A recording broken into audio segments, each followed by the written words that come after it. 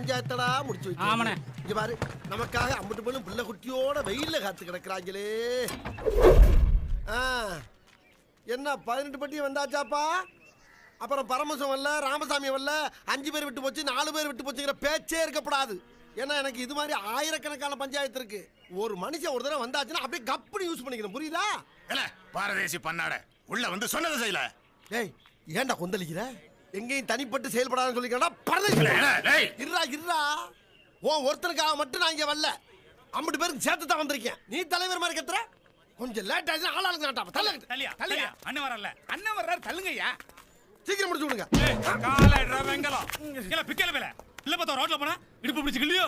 இடுப்பு எடுப்பா இருந்தா பிள்ளை பத்தவன் பாப்பேன். ஏன்னா லேசா அப்படி இடுப்பு பிடிச்சு கிள்ளதுக்கு இம்புட்டு பையனும் வேலையை விட்டு போட்டு வந்து உட்காந்துருக்கீங்களே. ஏன்டா நீங்க எல்லாம் விருந்தாளிக்கு போறீங்களா? இரு, அவசரப்படாதீங்க. ஆயின் பண்ணியாச்சாடா? ரெடியா இருக்கு. தைரியத்தை படப்படாது. அசிங்கமா இல்லையா அண்ணனுக்கு ராஸ்கல்? சரியா? அந்த பிள்ளை லைட்டா இடுப்பு பிடிச்சிக்கிறதுக்காக உங்க வீட்டு பிள்ளையா நினைச்சு எல்லாரும் என்னை மன்னிச்சிருங்க. ஏண்டா பண்றதையும் பண்ணிட்டு எங்க வீட்டு பிள்ளையாடா நீ? அடிக்கடா அவனை. அப்ப ஸ்டார்ட் பண்ணுங்க.